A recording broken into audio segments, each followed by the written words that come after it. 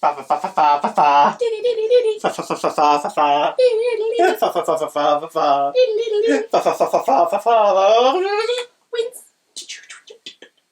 Are they saying Torchwood? The little whispered voices at the end of the thing. I can't hear whispered. I think they might just be in your head. Do you want to recreate it? What, the whispers in your head? Yeah, no, sure. They're quite disturbing. Oh my goodness. We're pretty much covered up in this one. Hello. Oh, hi, everyone. Shit, I dropped my phone. The dog is resting on my arm though, so that's cute. Hi everyone, welcome back to Doctor Who Review. Hello. Namely, a bit of a Torchwood retrospective. What?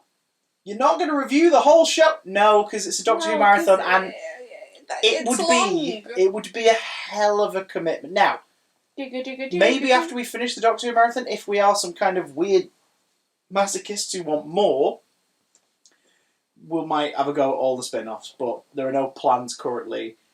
Cease your questions. Oh, bollocks. But there will be more Torchwood beyond this video, but we're here to talk about Torchwood in general. I'm Chris. I'm not Chris. And shortly after the end of Doctor Who Series 2, Torchwood rolled around. Toward the end of 2006. It was a spin-off. For those who, genuinely context, for those who don't know, it's a spin-off led by Captain Jack Harkness, played by John Barrowman, reprising the role for the end of Series 1 of Doctor Who. Mentioned throughout of Doctor Who is Torchwood. Yeah, and Series 2's arc is Torchwood, and then we learn that it's a big facility that scavenges and repurposes alien technology in London. And kind of when the Doctor's not around, they sort out alien... Well, do they? Alien happenstance. Well, Unit kind of do that. Torchwood just sort of steal stuff and turn it into weaponry. Well... And Torchwood 1, based in London, was in the finale of Series 2, Doctor Who. We learn they're kind of xenophobic. Because it's like, we're here for Queen and Country. We're here to protect the Empire. Look, I'm trying to get a job there. I'm trying to big them up, alright? No, I wouldn't want to work there. No, because, well, we find out what happens to somebody who works there in this. All bloody shag each other's. Well, no, that's Torchwood 1 I'm talking about. This is Torchwood 3. They all shag each other. Torchwood 2, I'm trying to remember what they are now. I think Torchwood 2's in Scotland. I can't remember now. Run in Scotland, it's run by like an odd little man. And then Torchwood 4 is missing, but they're still looking for it. It's like, wait, what? Torchwood 3 is based in Cardiff. Torchwood 3 mostly deals with, again, documenting and cataloguing alien artefacts and dealing with alien threats, because they're the most active Torchwood centre, because they are based in Cardiff where the Rift is, which is, one of many open points to the universe where stuff can bleed through occasionally. Mouth! And meaning that many things can come through that the team have to fight. Like the Slayers. So, yeah, it's a Doctor Who Series 1 establishes the Rift in Unquiet Dead. Then Boomtown reinforces that it's there and can be harnessed by aliens. Like, Margaret tries to use its energy to blow up the Earth and catapult herself through space. Yeah. So, Torchwood 3 is established here. And as we find out through the course of this series, Torchwood 3 was there at the same time. In fact, I can't remember exactly, but I'm sure there's an offhand mention of Jack having to make sure that the then Torchwood team at that point in time weren't on site during the events of Boomtown, so they couldn't interfere with it. Oh, really? Yeah, well, think about it. They'd be downstairs. And surely... Boomtown is set in 2006. The start of this series is set in 2006, 2007. And surely Jack would know. Well, they said Cybermen in every home, so it'd be set in 2007 at the earliest. Oh, Jack's in the story. Yeah. Oh, I'm an idiot. Well, exactly. But also, like, Torchwood will deal with it. And it's not like Torchwood's set up just after that happens. We learned throughout the series that there's been a Torchwood at this site for a while. Mm. And Jack has been a member of several of the teams over the course of the decades. This is sort of retrospective. We haven't binged the entirety of the show, but we did watch a few select episodes before recording this, because I thought it'd be important for us to kind of reconnect with it a little bit instead of just reminiscing on the fly. To be fair, I have unfortunately forgotten quite a lot of it. Watching the first episode again. Yeah, we watched... Reignited the Fire. Oh my god, what's the first one called? Everything Changes, I think it's the name of the first episode. What happens in the first episode, sweet lady? We're following a character called Gwen Oh, crap. Cooper. Gwen oh my Cooper. God, she's your Sorry. babe. I'm sorry. She was your first lady crush. Oh my God. She wasn't my first lady crush. She was one of your lady crushes. She was a lady crush, yeah. And she's a police officer, and she's called to a scene where... Eve Miles playing Gwen Cooper, so just may as well chuck the info out as we go. Eve Miles as Gwen Cooper. Lovely Eve Miles. She's a police officer. She gets called to a apparent stabbing. And well, yeah, they're investigating, and then they're all shunted off site, aren't they? Yeah, they kind of stood to the side whilst forensics are checking out the body, and then they suddenly all start clearing up, and it's absolutely peeing down with rain. And they're all like, "Oh, come on, we've got to go. Somebody higher up's come in." Does the forensics guy say Torchwood? It's not the forensics. Oh yeah, it's one of the teams. So like government thing. She's Yeah, like, I don't know. What? And he goes like a Torchwood Special Ops or something. Like they don't really know. They know of it, but they don't really know what it is. But they know that it's obviously something that's happened before. Yeah. Where this team have come in, they've got the clearance for the police to move out for a few minutes. Yeah.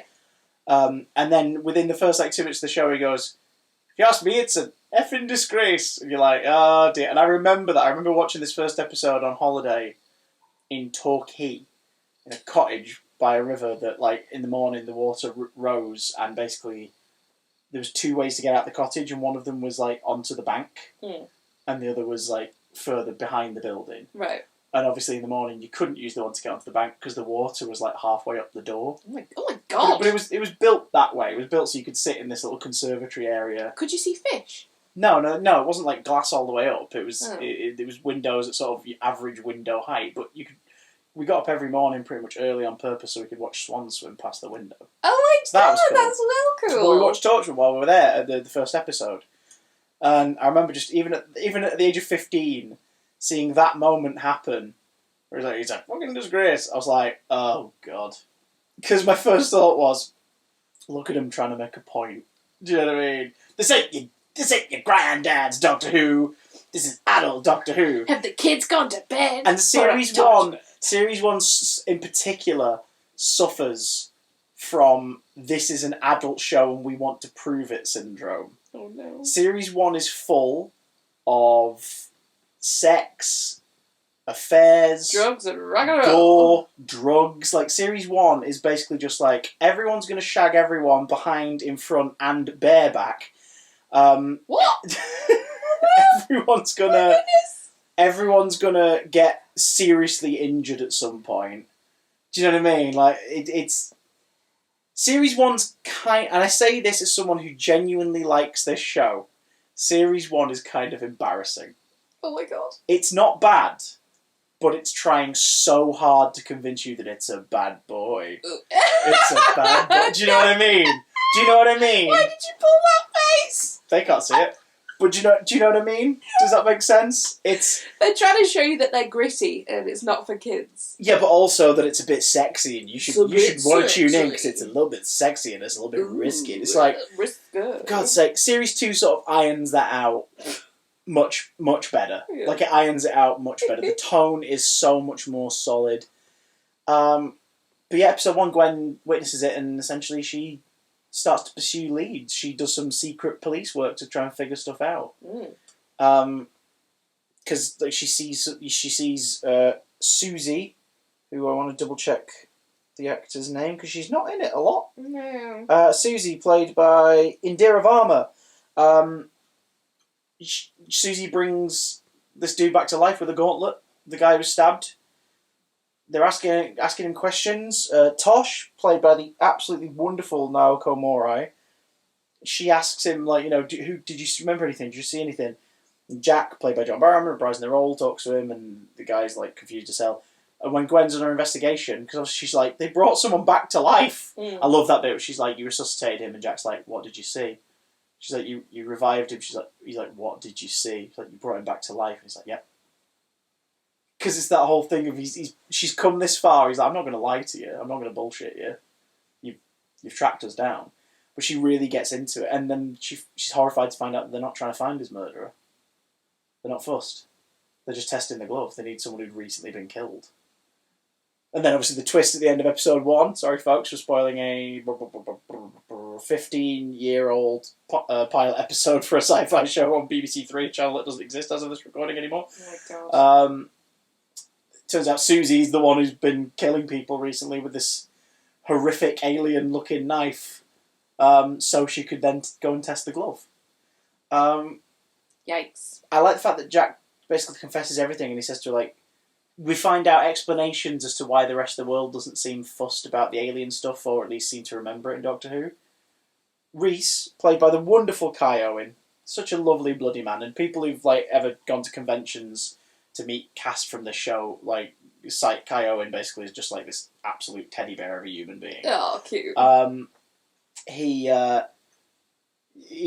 He's not a bad dude, but he's obviously easily swayed by the internet, because like he's one of thousands of people in the UK that think all those metal men everyone saw and all the ghosts, it's hallucinogens in the water, the government testing stuff. Bloody hell. That's a nice exchange. Like Gwen says, like my boyfriend said it was, it's putting stuff in the water, testing out hallucinogenic chemicals. Jack goes, your boyfriend's an idiot. And she's like, oh, you met him, have you? I love that. They go and get a drink, and just the first thing that happens is Eve Miles necks half a pint in one go. Well, you would after you'd seen all that. I mean, After you'd seen a pterodactyl. She just bloody seen a pterodactyl. And then popped up a lift in front of the bloody big monument near the Millennium Centre. Yeah. But it's also that there's throwaway info there, because we as viewers of the show we just watched are going, right, how's Jack here? Mm-hmm. We kind of know why he's here in Cardiff, and it becomes clear in that first episode. He knows it's an area for like thingy activity, like he's seen it because he was here in. But Torchwood is a sequel to The Unquiet Dead and Boomtown. Series 1 of Doctor Who is best. Don't skip 9. Anyway, I mean, also there's another bloody sequel link here as well. The casting of Gwen. Yeah. Now that wasn't done for that reason. It's because they worked with Eve Miles in The Unquiet Dead as Gwyneth. And they liked her. And they liked her a lot. And then she was like one of the people that they saw immediately for Torchwood. They're like, get her in. Like, let's see her. But She's the fact brilliant. that they called her Gwen, surely that's got to be a little nod. Oh, you've forgotten, haven't you? Wait till the next time the worlds cross over and keep your ears open. So yeah. Yeah, I have forgotten. There's an upcoming reference, but in a Doctor Who story. But this is also a sequel to Boomtown. So one of the entrances to Torchwood is like a lift, like a fake version of the pavement in front of the monument, and people don't see it. The lift coming up or down, which they use really effectively and quite well in this. Like when Jack slowly arrives on it toward the end when Susie's going to kill Gwen. Yeah. But the reason is because apparently there was very briefly like a time-spatial thing or whatever that occurred there during a surge of the rift, and so that spot's permanently kind of affected. That stone specific. So like their lift is the paving stone that was there that the TARDIS landed on in Boomtown, so cool. and now seems to have like got a, what do they bloody call it? They call it shows up in Doctor Who a lot. Perception filter. That's it. So that blocker's got a perception filter just naturally about it that doesn't seem to be going away. And he's not looking into it. He's like, it's just cool, alright? Let's use it. Hey, let's use it. It is a bit scary going up through the Torchwood like lab though, because it's just a paving stone. Yeah, you could fall at any moment. That's scary. Well, it's not. It's a green screen and a green screen shot, and ruin it for all the audience. But yeah, so we meet other members. We mentioned Tosh, who I can't remember. Someone in the comments tell me, a bigger Torchwood fan than me in the comments tell me, because I can't remember. It's been ages since I've watched the whole show. Do we ever get a reference to Tosh being the same character that Naoko plays in Aliens of London? I'm sure we do, because we saw her in Series 1 of Doctor Who. With the pig, yeah. With the pig, space pig. I'm sure there's a throwaway reference to her like being stationed with UNIT, or like that was the last thing she did before she joins Torchwood. Yeah. And she was working for UNIT at the time or whatever. Someone in the comments let me know. So we've got Tosh, who's wonderful, and the techie and kind of really grows into her own over the course of the 2 series. We have Bern Gorman as Owen Harper, who starts out as a massive twat and ends his time on the show as a massive twat that you really like. Because he's just... I don't see the appeal in Owen in Series 1. No. Now, I did at the time. I liked him at the time when it went out, but I think as I've grown older and our awareness of sort of consensual breaches has become more apparent, Owen's carry-on sex jokes, sort of escapades, don't feel right anymore. No, not at all. And they probably didn't feel right at the time to certain people who obviously have been in uncomfortable situations or who thought about it a bit more. But it's that surface level sort of oi oi kind of humour. Yeah, it's meant to make you feel uncomfortable. I think it's meant to be a joke. I think it's meant to be a joke, but it also is meant to establish that he's a scumbag. Yeah, exactly. But I think it's they went about it the wrong way. It's a deep cringe. It's something that it's a deep cringe. It's something that time and sensibilities affect in terms of its it's not aged well. Response. Yeah. And Series 2 irons a lot of that out completely. Series 1's got more of it in there. I mean, they even make a bold statement. The first episode of Series 2 in Kiss Kiss Bang Bang, he talks about the fact that he's taken himself out of the game because it's just, it just sort of feels like he's done it all now. Which is the character making a decision to be like, this series, you're not going to see me randomly sleeping around with people or using a pheromone aftershave to drug them into having sex with me. Bloody hell. Yeah. Again, like I say, deep cringe. It was never written from a perspective of, isn't Don't you wish you had this? Isn't non-consensual sex funny? It was never written from that point of view. It was written from, God, could you imagine if you could pull people just like that? And, he's going to beat you up for stealing his girlfriend. Oh, now he wants to have sex with you as well. He's having a three-way! It's a joke, and it could play as a joke, but I think the more you think about it, the more you're like, ugh. Series 2 irons it out completely. Series 3 and 4 lose it completely. They lose Owen. Spoiler alert, by the way, for Torchwood in general, obviously. So we watched a couple of episodes from Series 1 just to get a refeel of that era.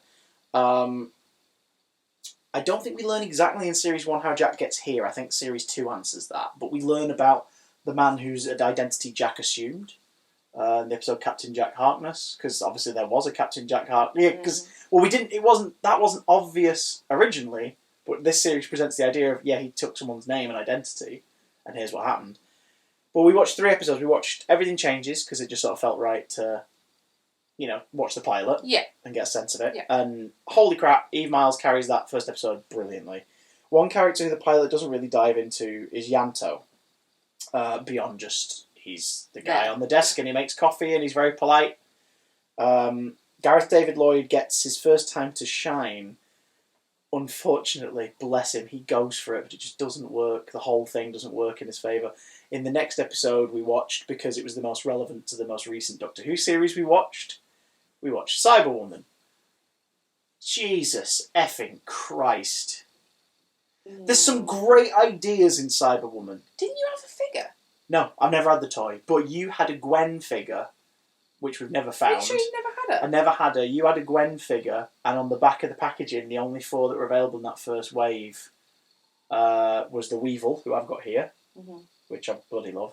A Jack, which is not that one, but it's him in a light blue shirt with the sleeves rolled up, and the sculpt is weird. He's got like a long neck. It's really odd. What? Because they're all made by character options, as far as I'm aware, but they just kind of missed the mark. They might not be made. I think they're made by Underground Toys. Someone let me know in the comments. Point is, there's a Jack, there was a Gwen, and there was a Cyberwoman. And the Cyberwoman was in Forbidden Planet in Manchester for a very long time. Maybe that's why I remember it. People were not buying the Cyberwoman because they were taking a look at the Cyberwoman and going, oh God. So it was essentially somebody part of Torchwood. Yeah, we learned that Yanto and Lisa were A, a couple, and B, worked at Torchwood 1 in Canary Wharf. And during the events of the Cyberman Army of Ghosts and Doomsday attack, she was taken to be converted, but it all stopped when she was like halfway when the through. Daleks started to attack, Yeah. and the Cybermen were sent out en masse to fight them. Mm. So basically, as the Genesis arc, the reason it's kind of cool is it's sort of and why it was relevant for us to watch is it's sort of a sequel to the finale we just watched. Yeah. So we find out that when the Genesis arc was opened and the Daleks started to show up everywhere and the Cybermen went out in force in the streets to fight them, the conversion machines began to just do what they could to create a soldier and then shove them out. So it was just cobble something together. We don't see any other versions of this, but with Lisa, it means that it's her human body. It's not her brain and the Cyberman. It's her human body that's been augmented and then would have just been sent out to fight. Mm-hmm. For some reason, the design that the cyber conversion machine has, keep in mind, a machine that puts brains inside tin men and is comprised of like a drill, a razor blade, and some little robot arms, decided, do you know what we need to make? We need to make Power Rangers villain Halloween costume version. There's a villain in Power Rangers Turbo, I think. Tell me again in the comments if I'm butchering the name, but her name's Divatox.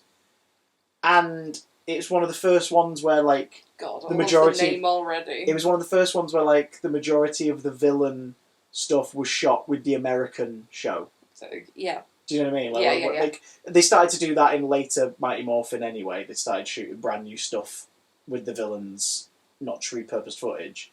But for Turbo, like, it was all the villain stuff was shot in the States or wherever it was they shot as part of it. And Divatox was very, like, straps, thigh-high boots, cleavage. The actress having a whale of a time, like, loving going for it, playing this absolute psycho and, you know, like, having a blast. But the outfit was one of those where you sort of look at it and you go, really? For kids' TV? It looks like someone just took one of her outfits, sprayed it silver, put it on the actress who plays Lisa, and gave her part of a Cyberman helmet toy, and just put it on her head. She's got Cyberman boobs. She's got... Yeah, she's got boobs. She's got a belly button window. Yep. She's got thigh-high metal legs that make the noise, which makes no sense because it's not a full boot. And she's wearing heels. And she's got freaking heels. Stupid. Well, wedges, but heels. Like, what's, Cyber heels. Like, oh my, it's awful. The idea of the story is great. Like, something happened, the machine started to convert bodies quicker for soldiers, Yanto finds her, breaks her out and gets her out of there, and has somehow managed to keep her alive and even transported her to Torchwood 3. He requests a transfer to Torchwood 3, and has quietly set up a life support system using the Cyberman tech to keep her alive. Did you know that her outfit was mentioned in Grazia that year? Did you just search that up? Yeah. Or are you pulling that out of your ass? No, I've just looked at it. Right. And her outfit compared to...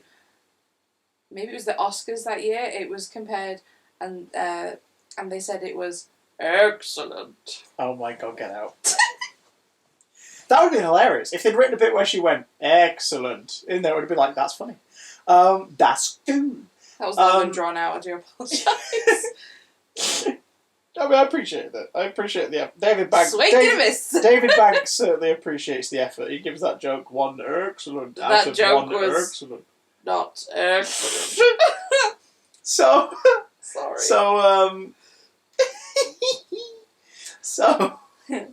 So ridiculous, I love it.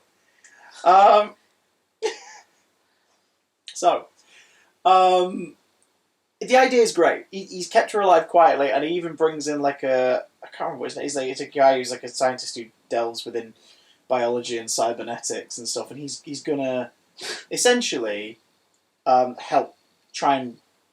The way they word it is like he's gonna cure her, but it's like, dude, look at her. She's part machine. Like, what are you gonna... Now, maybe if she was semi-augmented, maybe if she had stuff grafted to her, or... Do you know what I mean? If it was just that... We've seen in Doctor Who Series 2 that those earpieces can sort of become, you know, a brainwashy thing, like take over the brain waves. So you could have like that. It could be a thing that's just formed on her head, and they've maybe started to graft weapons to her. Yeah. And you know what I mean? But no, we've got to create an action figure, apparently. And it's a shame because Gareth David Lloyd and the actress who plays Lisa are trying their best to sell this. They're working so hard to make it work. And it's not... It doesn't help that the direction of this episode is weird. Like the crash zooms and the constant shaky cam and... The zooms just do not work. One thing that I think is cool, though, is that Yanto and this scientist have to get her back into the room where the life support system is, and because the team come back, and Yanto has to like run up and be like, "Hey, I was here the whole time. I've ordered pizza. It's all good. Hello. Oh, would anybody like a coffee? That's what I'm here for." This makes the whole point. So this is like, no one ever asked me about my real life. You don't care. It's like, we're only 4 episodes in. Maybe wait a bit longer for this storyline. I was sat here reading Ivor the Engine Boy. Anyway. Oh my god, you racist. Carry on. Wow. Sorry. Sorry. You cultured individual. Please continue. Thank you. Anyway, so the scientist has to get her back into this life support thing. You can see my hand. And she ends up turning on him. Yes. And she... Because the Cyberman part of her sort of brain kicks in. Yeah. And she's like... She puts him in this machine, doesn't she? And then when Yanto eventually comes back and finds them... Yeah, he's like, she started to try and convert him. Yeah, the machine was a cyber conversion machine. Yeah. Yanto had hacked it to become a life support system. Yeah. So it no longer can convert. And she even says, like, this attempt was unsuccessful. We will perfect it. We will try again. The effect is cool. That's what I would think of if somebody had stopped a Cyberman conversion. Well, I know the machine doesn't know what it's doing, but it looks like he's got a Cyberman helmet coming out of his head, which is a great visual effect. Millennium Effects and Co. do a great, and the Mill and everyone do great work on visual effects for this for 2006. It looks cool, makes no sense. Why would a helmet be grafted into his face? But also, it doesn't make sense that a cyber person has boobies. And it doesn't make sense because they don't use the body, they use the brain. Yeah. And I guess they use some of the sinew. Yeah. But like connective tissue, but they don't use like the very sexy legs and the buttocks. They don't. John Barrowman and Bern Gorman in particular really sell the horror of there being a Cyberman on site. Like, they really sell the idea that, yeah, we know that these are bad guys from the kids' show, but these guys make you believe that having one of these in the base is the worst thing that could ever happen, and they're all screwed. Like, we're at the level where they would happily lock off the base and blow themselves up to kill it if it meant saving, like, Cardiff, and then the rest of the UK as this thing would inevitably create conversion units and begin the invasion again. Exactly, yeah. They do an amazing job. And it's also the first time some of the characters learn that Jack is immortal. Because that's another thing we haven't even talked about. Jack can't die. Like, it's not that he could live forever necessarily, it's that he can't die. Gwen sees him die when Susie shoots him and then he comes back to life. Keep it a secret. And then in this episode, a couple of them see him get electrocuted and killed by the Cyberwoman. And then come back. What would happen if... They explore some of this later on, but go on. What would happen if, like, he was burnt? What you can't see, viewer, is I'm giving Lucy a look that suggests just you wait. So, just you Oh, no, seriously. Just, do you not know? It all comes back to Hamilton. Huh? Okay. So, in this for this recap, we have revisited Series 1 and 2, a few episodes of Series 1 and 2.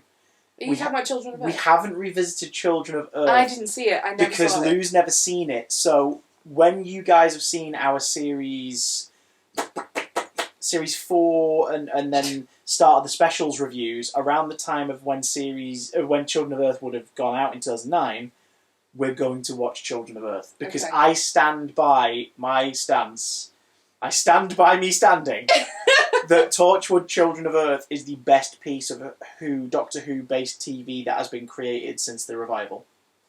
It's phenomenal. Including Doctor Who? That's including Doctor Who. It is phenomenal television. You think it's better than Christopher Eccleston? In terms of, like, an execution of a piece of television, yes. Can we watch it now? No, because we need to watch it around 2009 so we Oh, can play video. well, we can't watch it around 2009 because we're in 2021. And we're not going to watch Miracle Day, but I'm going to give some thoughts on those. Did you watch any of them? We'll get to that in a minute. Point is, in Children of Earth, you will find out what happens when you burn Jack to a crisp. Like when he's burned down to basically like a skeleton. I'm picturing like Willy from The Simpsons. In your dreams. Enough of your offensive accents. Question. How does Lisa the Cyberwoman transplant her brain into the head of the pizza delivery lady? We had a good laugh. Like, how?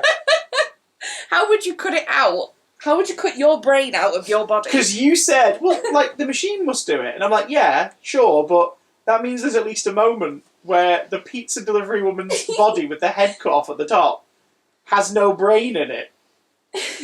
How long is that body going to last before the brain gets reattached? But it's also, that's kind of, again, Gareth David Lloyd plays it so well, but the line, like the whole, we woke up that morning, a dog was pissing on our tent. Like, it's just, it's weird. And also, it doesn't help that it's not the actress who plays Lisa, of course, playing Lisa at the end. And I think both actresses do brilliant jobs in the episode, given the material they have. Yeah. But it's not Yanto killing Lisa, it's Yanto killing a random pizza delivery woman. Like, it's just... And it's not even Yanto, the team that gun her down. Why are you gunning her down? She's a human! It's so weird. So is there just, like, this random brain on the floor? Probably. Pizza delivery woman's brain. But then they put it in a jar, and she wants revenge in the future. Well, you joke, but there are revenge storylines in this show. Later in Series 1, we didn't watch it, but there's one, they keep killing Susie, features one where they resurrect Susie to give details on a thing that she knows about. They use the gauntlet on her. And you realise she had fail-safes put in place. And they go really into that. Which then, like, Resurrection becomes a plot line in Series 2 for Owen. And what it means to come back from the dead when you are still technically dead. I don't remember any of this. You kind of want to watch it, don't you? Yeah, I kind of do. Maybe after we've done Doctor Who review, I kind of wish we'll that we'd watched it from the beginning. Oh, don't say that now. We're in the middle of a video about it. I love Torchwood. Oh, God. The reason we do retrospective... We've watched random episodes and I'm like, what has happened? Why is this happening? How many times? The reason we're doing a retrospective is because when we talked about what happens when we get to the modern era, you went, oh, I'm not binging Torchwood. I'm not binging Sarah Jane. I'm not doing that. I was like, Sarah why? Jane was because I had a bias against Sarah Jane because she wasn't favourite. And now it's less of a bias. You totally would binge it, wouldn't you? Well, we'll get to that. But the point is, unfortunately, if we binge these, it would have to mean that binging Torchwood, yay, binging Sarah Jane Adventures, yay, we'd also have to binge... No. The dog thought I was saying no to one of the cats. No, Min, come back. But we will be watching a couple of episodes of that to do a video on it. Everyone who's going, what are they talking about? My sweet summer children, bless you. Look up 2016 Doctor Who spin-offs. Anyway! We shan't say the name unless we have to. Anyway, so, Cyberwoman is a thing. And then we also watched Countrycide from Series 1, because Countrycide is the episode I remember most vividly from watching Series 1 go out. Because that's another important thing. I don't know if you watched it all as it went out, but I watched every one of the first two series as they went out. No, I didn't watch it unless I was with you. BBC 3 for Torchwood, and then it did well ratings-wise, so Series 2 went out on BBC 2, and the repeat was on BBC 3 that week. I don't think I watched it unless I was with you. But I watched it all, and I bloody loved following it. It was right up my alley. And Countrycide was the episode that really stuck with me, because it was the first time... It's the first time, technically, since Black Orchid, where we've had a Doctor Who related... Oh my God. So much fell off the draining board. Oh my God. A Doctor Who related story. I'll go pick that up while you explain the plot. A Doctor Who related story that isn't an alien story. Yes. What's Countrycide about? Christopher really bigged this one up, and again, I've got a memory like a sieve, and I couldn't remember what it was. So we were watching it, and they're on a case where people keep disappearing in this certain on this certain road in the countryside. Outside of the... And they're going to go and figure it out, and they're camping out next to the road A bit further away, obviously, so people don't say. After we learned that burgers can give you hepatitis. Roadside burgers. That's why you shouldn't eat meat. Anyway, there's plenty of reasons why you shouldn't eat meat, but that's... There are lots of reasons. That's but we shan't a go into one. that. Anyway, and it turns out that it's not somebody grabbing people. Oh yeah, no, it is people grabbing people from the road. But they're camping to see if they can see who it is. And they end up finding a body in the forest, don't they? Which is like skinned, which is super grim. And whilst they're away from the campsite, somebody comes in and steals their car. And then they end up going into this village where it appears like there are no people. And they're going into... long story short, they find a house. Long story short, they play this like a mid-2000s low-budget I'm really British... not good at describing things. Mid-2000s... Let me describe Mid-2000s low-budget British horror film. And the horror is played really quite well. If you've ever seen The Cottage with Reece Shearsmith and Andy Serkis. it makes me think of that. Like that kind It's because it's remote, isn't it? Yeah, That's that why, remote kind of village farmhouse. You go in and... everyone else is like Texas Chainsaw Massacre, The Like Hills the Have Eyes. You're like, Psychopaths, no, the 2008 comedy movie, The Cottage. I've never seen either of those, you know. Well, As a horror fan, I'm really disappointed in myself. you're a terrible person. Well, my mum said that Hills Have Eyes really, really scared her when she saw it in the cinema. Well, there you go. So now my body's like, no, So, I don't watch it. they're finding parts of bodies and stuff, so they're like, what the hell are these aliens doing? Because that was the thing. Middle-of-the-road abductions, essentially. Like, people go missing, and then when they investigate, there was no pattern except it being the same area, and it seemed to happen once every 10 years, and it's been happening again in this cycle. So now that they've been there actively during a cycle of it, they've gone out there to investigate. And they find body parts and flayed corpses and... bags with people in. And... Yeah, and essentially, again, spoiler alert for a 15-year-old sci-fi show, the twist is there's It's no not aliens at all. I mean, when you get to a certain point in the episode, it's kind of obvious. Yeah, well, I was talking to... who was I talking to about this the other day? It doesn't really matter, because by the time this comes out, like, the conversation's been a miles away. I think I was talking to somebody on the Discord where it was about how they'd also figured it out as well.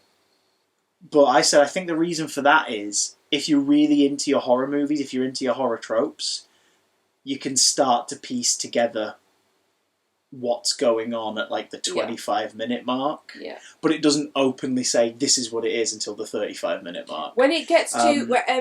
because Yanto and Tosh get... Was it Yanto and Tosh get, like... kidnapped, essentially, and are put into a This cell is like at the Yanto's first sort of like bottom of the house. out of the base sort of job as well in the series. And What a baptism of fire! My God! Don't ever leave Torchwood again. Stay and make coffee. Maybe get your cyber baby back. No, don't do that. Because Cyberwoman made me hate Yanto. And for the rest of series one of my initial watch, I was like, I don't like this guy, I don't trust him. He's going to do something horrible. I don't like him. And it was only took to series 2 where I was like, Gareth David Lloyd's performance is winning me over now. Like, I'm starting to like Yanto, and I think it's because the show's trying to almost forget Cyberwoman on purpose. Yanto, it's such a strange name. It's a lovely bloody name. So he's freaking out.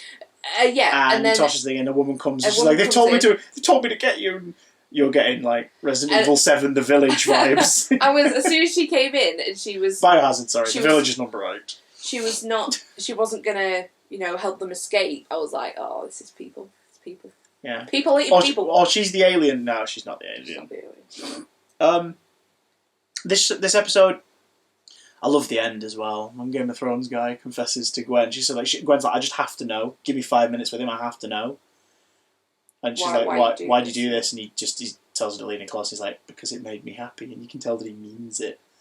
And the reason is it's just tradition. Every 10 years, that village, that row of like 5 or 6 houses and a couple houses nearby. That's too many people. Kill though. people I mean, who you see the are amount of bags nearby. and like. Well, it's people who drive through. Wow, it's people who drive through. Why would you want to eat so many people? Because every 10 years they do it, so they But go also- on a binge. And they fridge a bunch of body parts as well to have later. Also, you would get really sick from eating people. You would, but they are sick. Sick in the head. That's true. But also, when he says to Gwen that he likes it, you can see that he knows that it's awful and horrific, and he really doesn't care. Eve Miles' expression in that. Also, Eve Miles gets shot. Yeah, just shrapnel bits in. I think that's played really well. I think that's probably one of the best I've been shot acting I've seen, because she wants to see what's going on, and she's like flailing.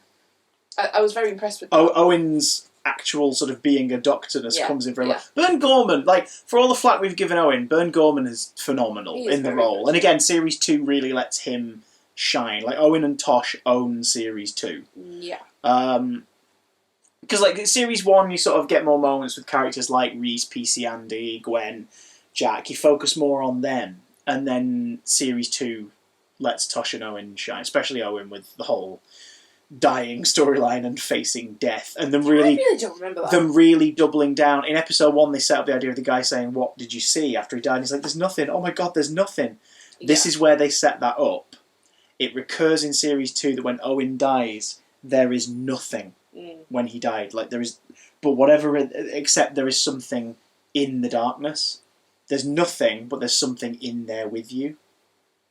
And then that carries into Doctor Who Series 4, because they go on to the idea of there being nothing. Yeah. Once you're gone, and then it ties into the idea of the universe being pulled apart, and it's the whole thing. Is that Donna? Yes, yeah. And the reason that comes around is it turns out it's tied into the idea of the reality bomb, and it's not a direct correlation, but they hint at it, and it's sort of like, oh, does that carry over? Okay. That's something that the show does really well. It doesn't go, crossover, tie-in, we've got to reference Doctor Who all the time. There's little nods for Jack, and then at certain points. There's a couple tie-ins. 2 of the episodes we've talked about were written by Chris Chibnall. He writes a fair few episodes across the run of this show. Yeah. Some hits, some misses. But it's interesting to see, like, here's him writing sci-fi for adults compared to how he wrote/writes sci-fi for the family audience with the couple Doctor Who stories he wrote and then taking over the show. There's another Doctor Who connection. We didn't watch it, but Series 1 there's an episode called Combat, which is basically about an underground ring, like, paying to watch weevils fight, like having weevils beat the crap out of each other. I remember that episode's written by Noel Clarke. Because it's quite sick, that, isn't it? It's brutal, kind of cheesy, but in terms of its execution. Isn't Owen like a big part of that? Oh yeah, because it's about taking these drugs and roiding yourself up and stuff. But Noel Clarke wrote that episode. Are you okay, Noel?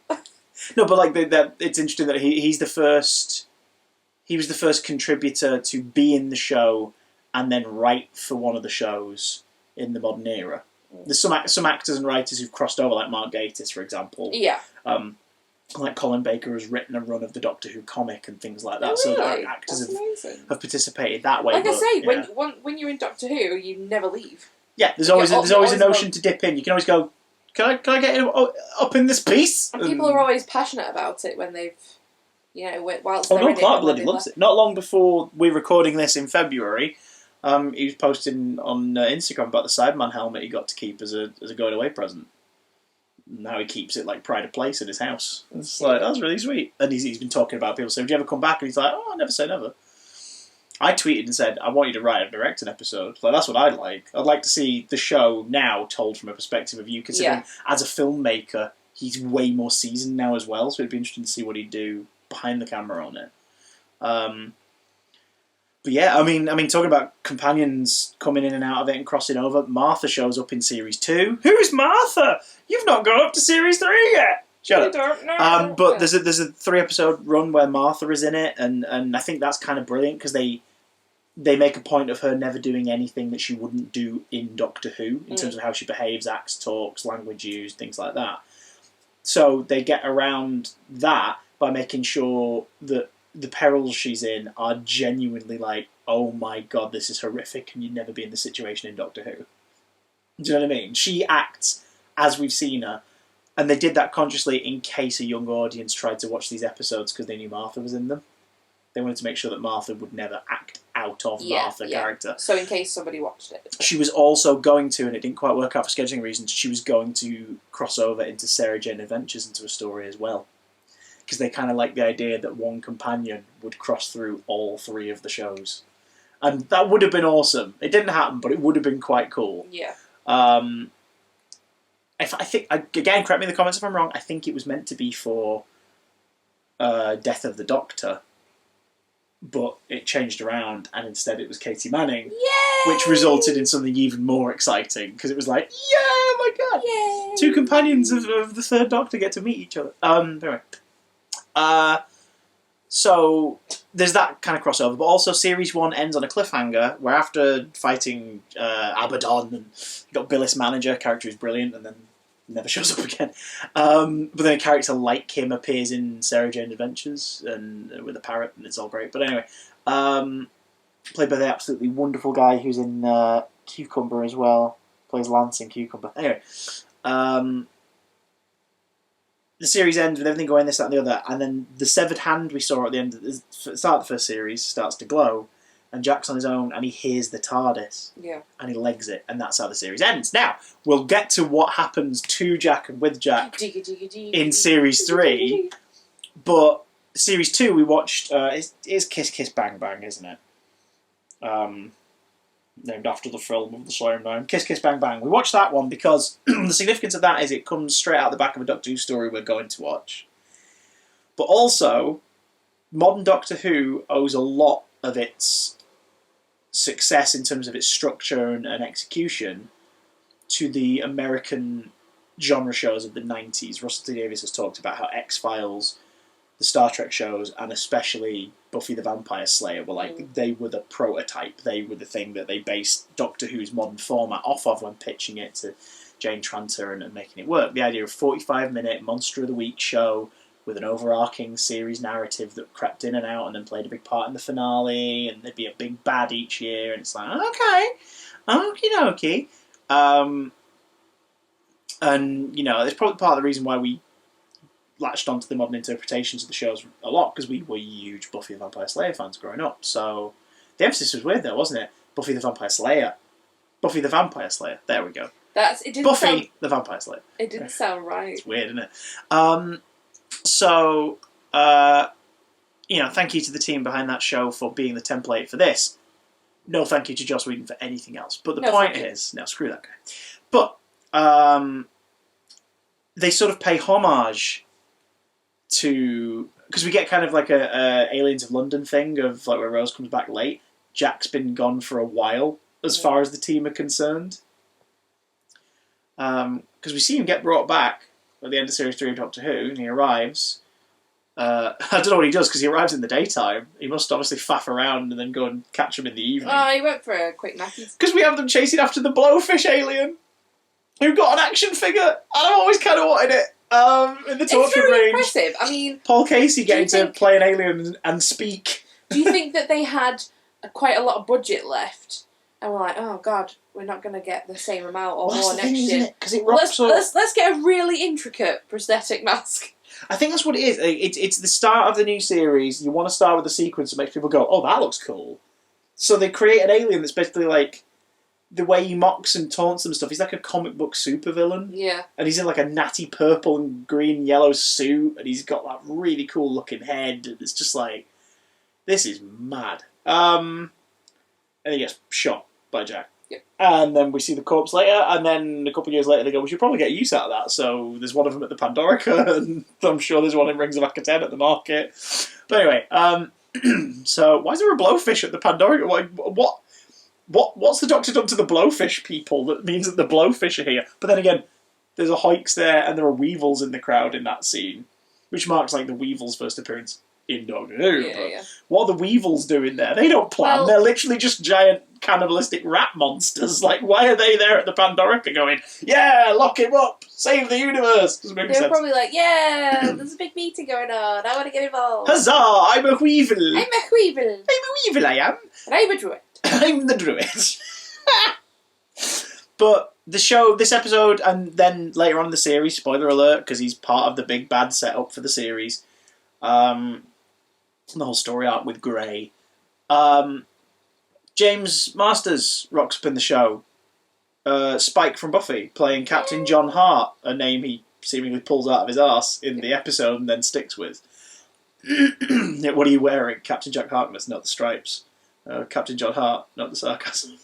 Sass. In our mini rewatch, you've mostly been watching it while working on stuff like crochet projects or whatever. You stopped a lot during this episode to watch it. Yeah, I did. Why? Explain to the viewer why this episode grabbed you. Because here's the thing. It's a really strong season opener. And it's also the only season opener we really get of Torchwood. I never count the pilot as a season opener. Because the pilot's the show to make you go, oh, okay. And then you stick around. Yeah.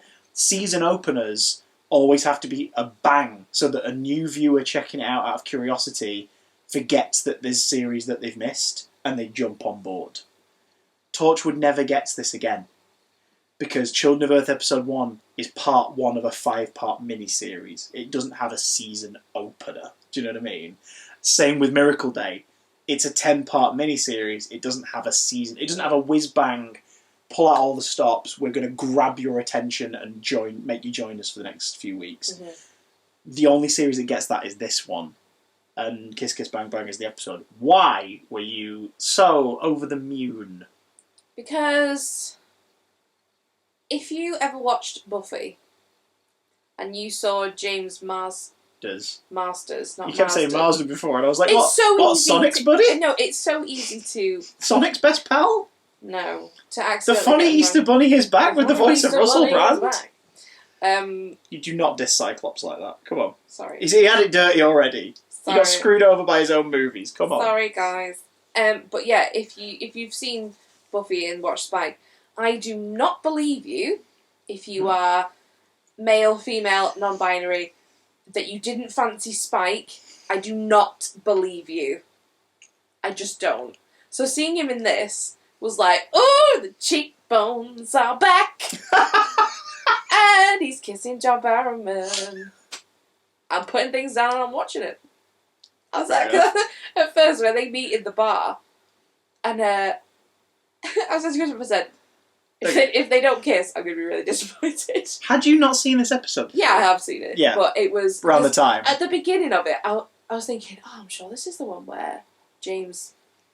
Masters. Oh god, she kept looking over to me for a pronunciation prompt. I don't want to get it wrong because every time I do, you flip out on me. Anyway. No, I don't. I just break a few things and have a cry and need half an hour to calm down. I thought, oh, I'm sure this is the one with James Masters in it. God.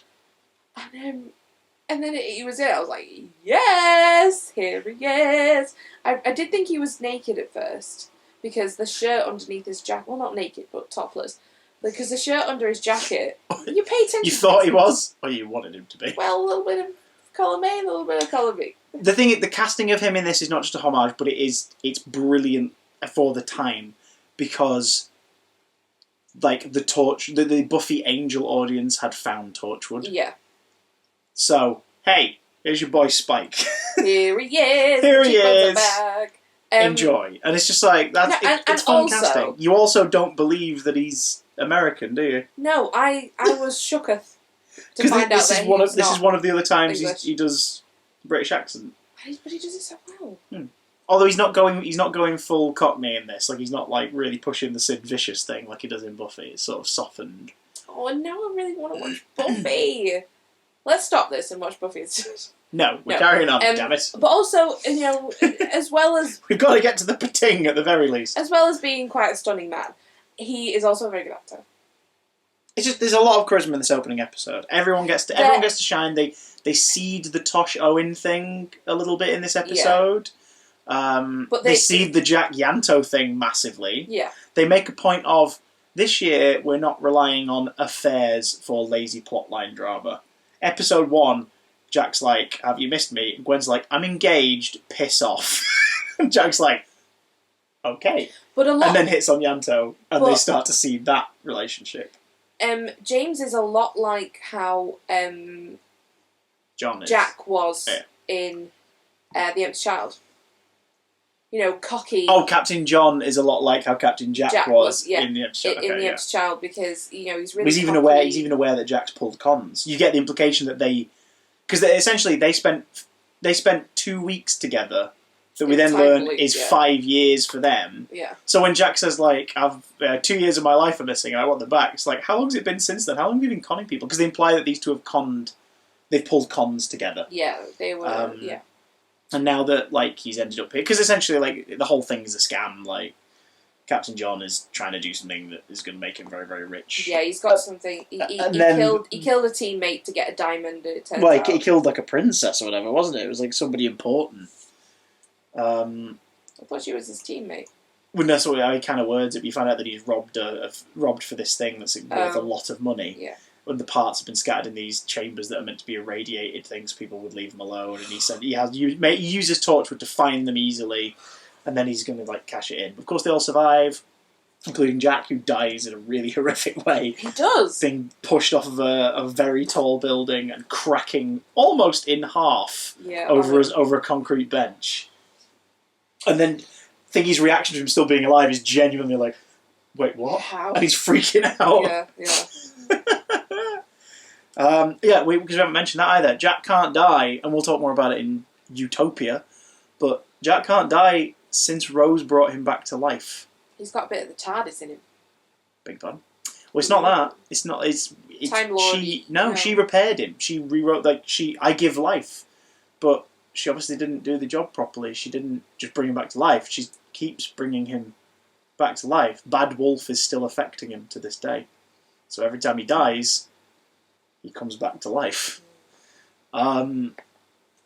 Which is the series' excuse to get away with a Wolverine load of gory deaths, basically. Yeah, he does the thing where he gets shot in the head, and you see the bullet. Does the bullet come out, or does his... It's sort of implied that it went straight through. Straight through, alright.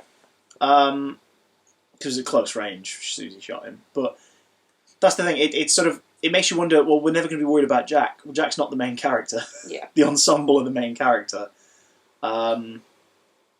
There's still ways for Jack to be imperiled, and toward the end of Series 2, and I won't spoil it if you and I eventually end up doing a rewatch, toward the end of Series 2, like, Captain John puts him in a situation that's pretty horrific, where his dying and coming back to life is a big part of why it's like a horrible everlasting fate. It's so good. What I want to know is how he becomes a big face. Well, it's more of a joke, isn't it? It's more of an implication. The Face of Bo, they called me. Again, we'll get up to that in Series 3, but...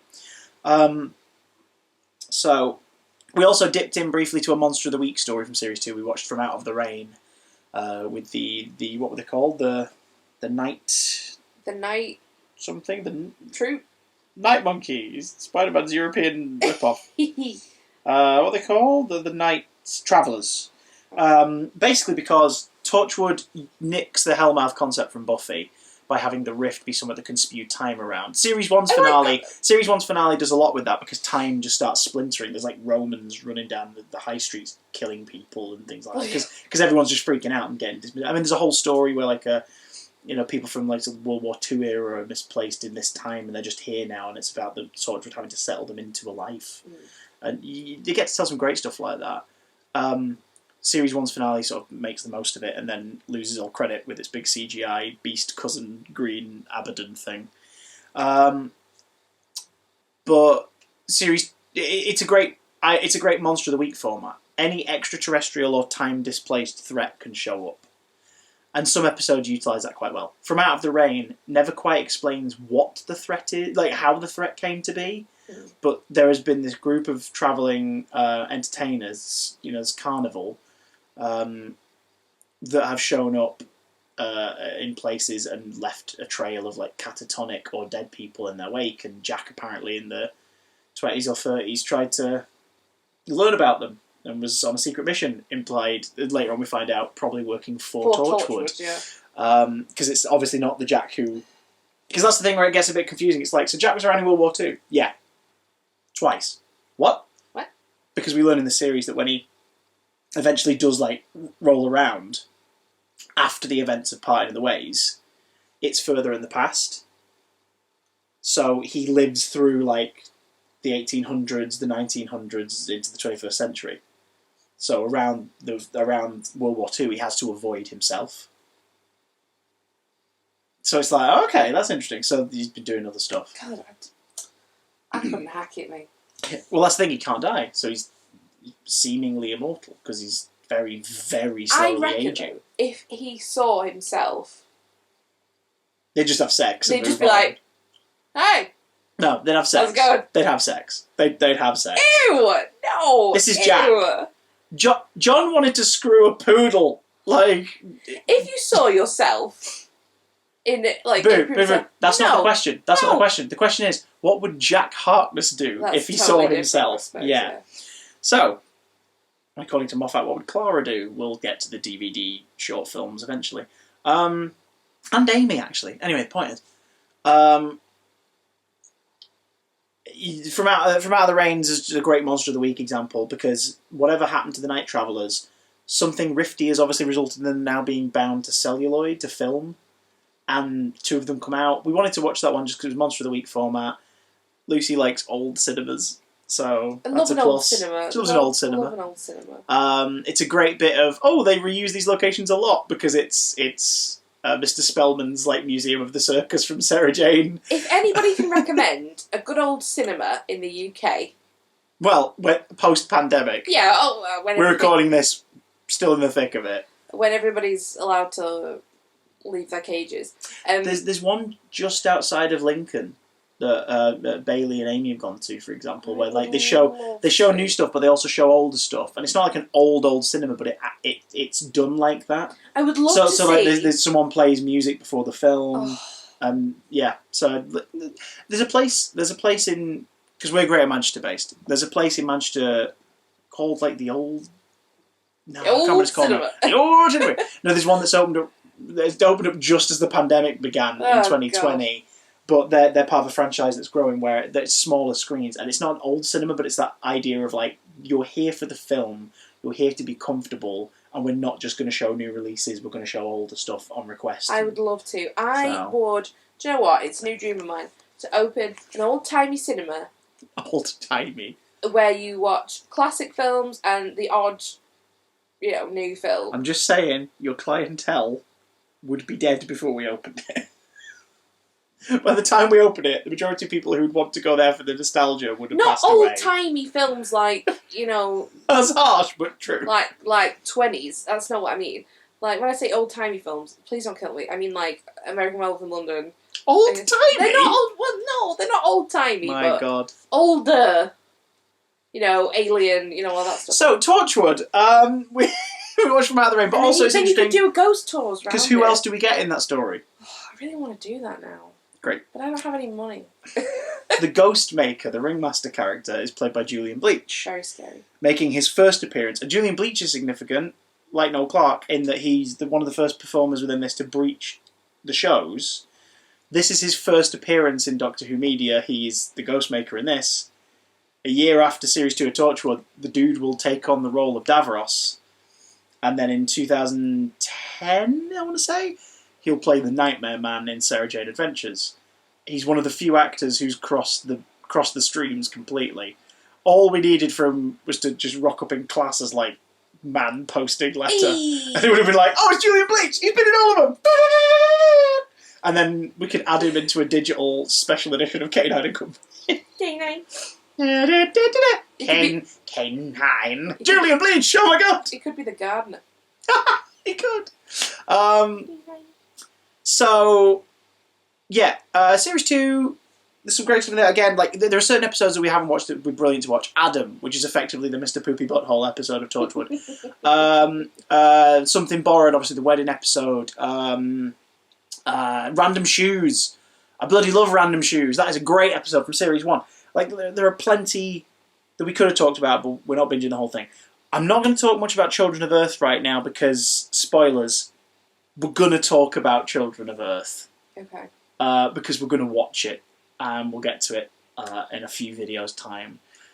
We're not going to do the same for Miracle Day, but I want to talk about that a little bit. Did you watch any of Miracle Day when it went out back in 2011? I don't think so, no. So this was the first non-BBC series. It was BBC, but it was BBC and the Stars Network. And because not the Weevil! Not the Weevil! Because Children of Earth did so well with that format, 5 episodes over 5 days of 1 week, the next call was to do it as another mini-series, because the BBC weren't clamouring to fund a whole series of Torchwood again. So it was we'll keep doing it as a mini-series, and it was a tie-in production with the Stars Network, and Stars went, Americans want more! Because we're a greedy country. America. So the 5 episodes that were proposed became 10. Miracle Day's biggest flaw is it feels stretched out. Oh, God. Despite bringing in great talent to fill the gap, like Jane Epson and like writers from Buffy and Angel write on it, completing the full circle. And there's incredible performances. Mekhi Phifer is a lot of fun. The series ends with his character after everything's happened. Because do you know the basic premise of Miracle Day? No. One day, people stop dying. Oh my God. Or they die and come back to life What? immediately after, across the world. Oh no, what if you're an old So- person that's really sick? So it's Jack. Oh, Everyone yeah. has the same, And then they die from curse. being ill still. and then come back to life. Come back and then they're still ill. The show goes into that. It goes into some really dark place. It's first noticed when there's a sex offender played by Bill Pullman who is phenomenal in this series. Like, and we love a bit of Bill Pullman. Like, you're massive on Independence Day. For me, he'll always be. Oh my God, having a moment. Spaceballs. Lone Star. For me, he'll always be Lone Star Casper. from Spaceballs. Oh, forget being bloody Christina Ricci's dad in Casper. Yay! But like drunk Bill at the Pullman, he's great. He's a bloody brilliant performer. Yeah, love it. And he plays like they cast somebody who you love. Yeah. And he plays a sex offender who preys on children in this. Oh, series. God. Yeah, but we meet him at the start of the series as he's being executed. He's getting the chair. And he doesn't die. And he's electrocuted, and then he wakes up. Oh my God! And that's how the series starts, because it's a very public thing. Everyone is paying attention to this case, because the world wants this guy to fry or be locked away forever. And this happens. So they spin that out, because the series becomes about like what people do with this ability. You've got a US investigation team with Mekhi Phifer in it, like dealing with it. While Torchwood 3, which is currently... I think Jack's with them at the start. I can't quite remember, but it's definitely Tosh and Owen die at the end of series 2. So Torchwood is Jack, Gwen, Reese, who's now fully aware of everything, and Yanto. Does he know that Gwen was sleeping with everybody? I can't remember, but I think they just drop it with series 1, because with series 1 they go, this isn't good. Let's like move this. on. Yeah. So series 3, Children of Earth, picks up on that stuff a bit.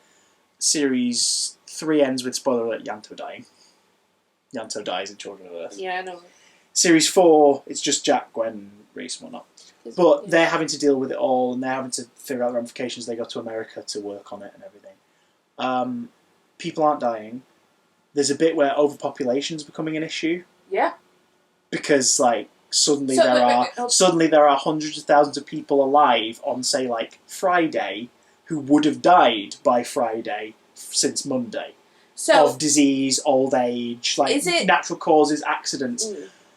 And there's a whole bit in the middle of the series, this incredible, terrifying episode where you realise that some camps have been set up to effectively kill off a bunch of people for the sake of overpopulation.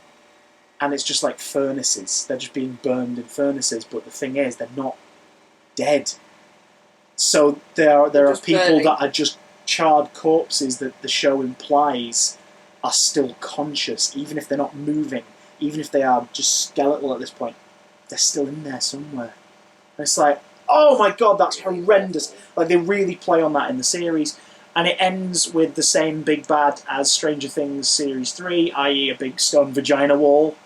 You know exactly what I mean, though, don't you? Just a big vagina rock wall. That's how that ends. Same sort of thing, and sacrifice, and blah, blah, blah. When it ends... because Jack comes back in that, because Jack's been away. At the end of Children of Earth, he goes away. We then see him briefly in The End of Time, because he's at a bar, and the Doctor, without speaking, introduces him to Alonzo and basically gets him laid that night. And then he comes back to Earth in Miracle Day. The series ends with everything resolved, because the whole thing with the molester, played by Bill Pullman, is that a cult builds up around him. I think he's Jesus. Please don't tell me they think he's Jesus. I don't think he's Jesus, but that whole thing really becomes like put on a pedestal by this cult, because he's seen as like the first person to be resurrected. Well, no, because they do a press tour, because obviously people want to talk to him and learn more, And this is as the world hasn't yet discovered en masse that everyone else is coming back as well. Can I just ask, is it... It goes dark. Miracle Day goes dark. Is it people from a certain point? From one back, day. like, or is it like people actually coming out of the grave? No. It's same as Jack rules. So everyone who was alive that day, like the first person it was seen to happen to worldwide, that obviously would have happened to other people, it was him. It was that guy, yeah. Because it was obviously a heavily publicised thing. But yeah, they Russell and the team do a great job with Miracle Day, but it is stretched out. Like, it would be more effective if it was 5 episodes. And as a result, it didn't get a follow-up series, which is weird because it ends on a cliffhanger of after everything's resolved, Mekhi Phifer's character can't die. He still can't die. So he's like Jack. And then we never got a follow-up. Now, the comments will already be full of people saying, Big Finish have filled in these gaps, Big Finish have done this. I don't know if Big Finish have ever sequelized Torchwood, because a lot of what they can do with their adaptations is only stick to certain periods. For example, Big Finish have made more adventures of Class, but they have to be set during Series 1. They legally can't set them after Series 1. And Class ends on a massive cliffhanger as well that sets up the events of a second series that then never came to pass. So, Miracle Day. I still own Miracle Day because I still think it's a great piece of telly, but it's stretched. It's stretched. So hey, do you know what? Maybe after we finished all this, we'll do a full-on Torchwood thingy. But if we do, we've got to do a full-on Sarah Jane Adventures one as well. Because after we've watched these 4 series, we'll feel really depressed and we'll need something fun. Okay. We'll need something with farting aliens and canine in it. So, Torchwood. We'd like to have a discussion. Let us know in the comments. Things you want to talk about, ask about Torchwood. Do you like Torchwood? Do you like it? Like Torchwood, why don't you like Torchwood? Yeah. And why don't you talk about Children of Earth? We are going to. Why? Because it's some of the best TV I've ever watched, and it's got Peter Capaldi's finest appearance and performance in all of Doctor Who related media. Yes, I said it. No, seriously, like it's phenomenal. We'll get there. We'll get there. Peter Capaldi, someone who, if he'd appeared in Sarah Jane Adventures, would also have crossed over because he's played 3 characters in the Doctor Who universe. 2 in Doctor Who and 1 in Torchwood. That's crazy. And his Torchwood one is named after the shape-shifting penguin companion from the comics. Anyway, bit weird. Much love to you all. Thanks for watching. Thanks for watching and listening and participating. And of course, last bit of trivia before we go. Let's see if you remember this. We watched Countrycide. Yes. From Series 1. Yes. Why is Countrycide significant to the rest of Torchwood as a whole piece? I'll give you a clue. It's the music. Here he comes in a ruddy great tractor. Here he goes. First appearance of the recurring theme motif that sticks around after that episode, and it bum bum da da da da da da da da. We're having fun here. We're having a lot of fun. How did you find out that fact, by the way? It's on the behind the scenes. Behind the scenes, is it John Barrett? No, it's on Torchwood Declassified, which is in the. If you get the DVD box sets, there are cut downs of the behind the scenes show Torchwood Declassified, like there is Doctor Who Confidential on. And he sings the it to. The composer talks about "Here he comes in a really great tractor," and that's how they came up with the music. Bursts into the wall. What a really great tractor! We'll see you next time for The Runaway Bride. Oh my goodness! Goodbye.